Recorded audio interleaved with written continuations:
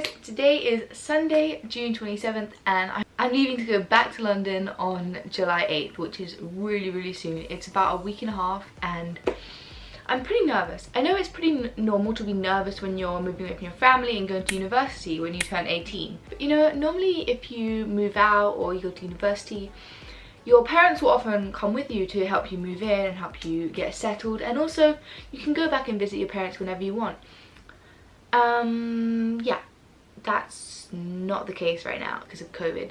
So I'm moving back to the UK on July 8th, but my parents may not even be able to come to the UK until next year in the summer. You know, this may be the last time I see my parents for the next 6 months or even a year, like depending on how things go with COVID and everything. And I know with vaccinations everything is supposed to get better, but in the UK that doesn't seem to be happening too much, which is kind of frustrating. So when I move back on July 8th, I have to quarantine for 5 days and take a bunch of COVID tests and everything, which is kind of, you know, a hassle, and there's a lot of stress about, you know, making sure I have all the right tests and that I have all the documents prepared so that I don't get like, I don't know, denied entry or whatever, or fined even. So it's a lot of stress about that kind of stuff. And there was also stress about where I was going to stay, because yes, I do have a house in the UK, but the people living there are like high risk, and you know, there's other people living in our house right now, so it's not really, we can't really just go back there easily.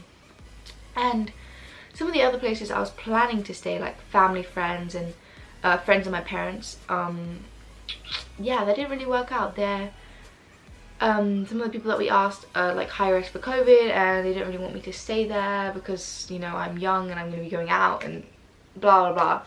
I totally get it. Like, I think it's really reasonable, and I wouldn't want them to put themselves at risk for me. But that did make it a little bit tricky to find a place to stay, and luckily I did find a place. And I'm going to be staying there, and they're going to be, you know, giving me food for the first 5 days, and then after that I'll be staying there. But obviously I can take care of myself more because I'm allowed to go out after that. Yeah, so one of my biggest stresses, like, is actually just not being able to see my parents for the next 6 months potentially. Okay, so the reason that my parents aren't coming back to the UK right now, one is because they're working. My mom is working, she needs to be here. And number two, they're actually getting vaccinated in Japan right now. So my dad's getting vaccinated tomorrow on Monday, and my mom's getting vaccinated next week. And then of course you have to stay here until you get your second dose, and then you can, you know, travel and do stuff. But they want to travel to Europe to see my grandparents and my family, so their parents, which is like, I want to do that as well, of course. But if they travel to Denmark, they might not be able to come to the UK after all, because if you go to England, London, whatever, there's so many COVID cases that it would be really hard for them to get back into Japan afterwards, even though they're vaccinated and everything. So unless regulations change with regards to vaccinations and stuff, it's actually going to be pretty hard for them to get back in to Japan if they came to the UK, which is one of the major reasons why they can't actually come to the UK and like settle me in, help me get everything, open a bank account, get everything that I need. And it's not like I'm going to university in my hometown where I know where everything is as well. I'm actually going to university down in Brighton, which is in the south of England, and you know, I've been there like twice in my life, but like I don't know anything around there, so I basically just have to rely on the accommodations that the university has. So I'm just going to be staying in the accommodations, and then I'll just have to rely on other people around there to help me find everything and do everything, which is, I guess, fine, but you know, it will be much nicer to move in with my parents. And another kind of downside of this is, you know, if everything's not better in the winter, I might not be able to travel to Japan. And so hopefully as soon as I move back to the UK, I'll be able to get vaccinated, which should help with traveling and stuff. But at the moment, being vaccinated doesn't help traveling. Like, it's kind of annoying, but I get where they're coming from. Like, if you're vaccinated, it doesn't actually help you get into other countries, you know. You still have to quarantine and do tests and everything, which just is a hassle, and yeah. But hopefully in the winter, when I'm gonna be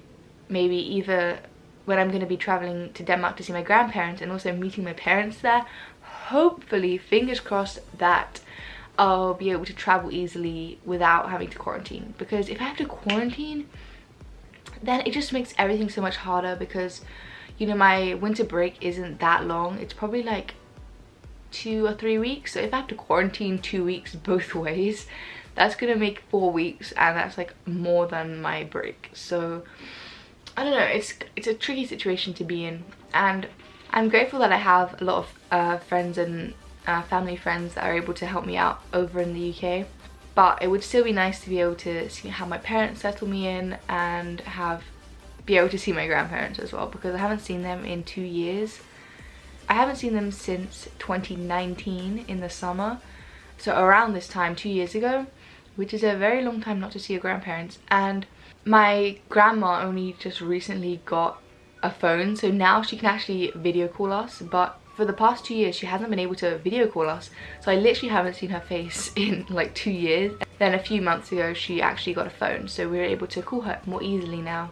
Anyway, that's like a bit of an update about what's happening. I'm definitely going to take you through my journey of what I'm going to pack and everything like that, because that's another thing. If you're not traveling with your parents, you're only able to bring one check-in luggage, which is 30 kilos I believe, and then one carry-on luggage. So considering that I'm like completely moving to live in a different place, I need to be really like selective about what stuff I'm bringing, because like I only have one suitcase, and usually if I go on holiday I'll have one suitcase filled already just with clothes and shoes and all the kind of things I need. So if I'm moving, I'm gonna have more clothes, because I'm gonna bring all the clothes that I like right now, and then I'm gonna have a lot of other like technology stuff, just my personal belongings as well.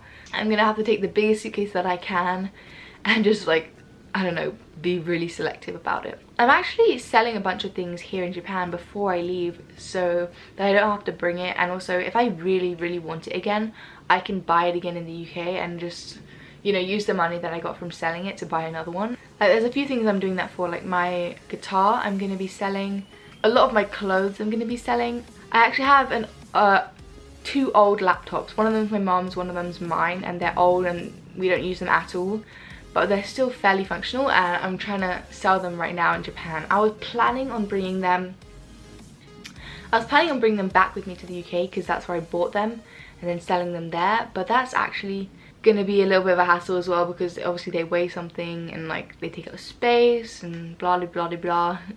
Long story short, I just don't have all that extra space, so I'm gonna have to pick and choose what I bring. I'll probably just keep all my like really like valuable stuff on my carry-on so that I can use it as well. Oh, that's another thing actually. My flight, I'm just about to bring it. I'm taking Singapore Airlines, and the flight is like 24 hours. Like, that's insanely long. Like, not the flight, but like the journey is 24 hours. So takeoff to landing in England is 24 hours. That is a full day.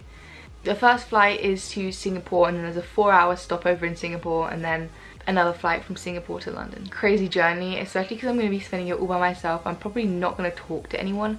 I'm going to have my mask on the entire time, except for when I'm eating and drinking. And even when I'm sleeping, I'm going to have to wear my mask, which is not something I'm looking forward to be honest. Yeah, I just needed to have like lots of good books to read and like movies downloaded. That's a good thing. I have an iPad which I use for school and stuff, and I'm definitely going to be downloading movies on there so that I can watch them when I'm on the plane and when I'm waiting, because I won't have anyone to talk to, and like I won't have service. I will have spotty Wi-Fi when I'm in the 4-hour stopover, but in the other like 20 hours I'm not going to have Wi-Fi or anything. Yeah, that's going to be a challenge. And then it's also 3 hours to get to the airport. So 3 hours to the airport in Japan, then 24-hour flight, and then I have to travel home an hour from the airport to the place that I'm staying in London. So overall, it's a 28-hour journey, which is absolutely insane, and honestly kind of looking forward to it. It's like an adventure, you know, kind of, not really, just sitting on a plane, but hopefully I'll have some fun in the meantime. And I'll be able to catch up on a lot of movies and TV shows Not that I haven't been doing that already, but I'll have even more free time. Anyone that knows me knows that I'm a runner. I run like 6 days a week-ish, and going back to the UK I have to quarantine for at least 5 days. And that means that I can't leave the house, can't exercise, can't do anything. So I'm just trapped in a room. Anyway, I'll update you guys later, and I'll definitely be filming a pack with me and all kinds of things like that. Like, packing to move to a different country is going to be an interesting video. I need to really think about what I'm going to be bringing. Thank you guys for watching, and I'll see you in my next video.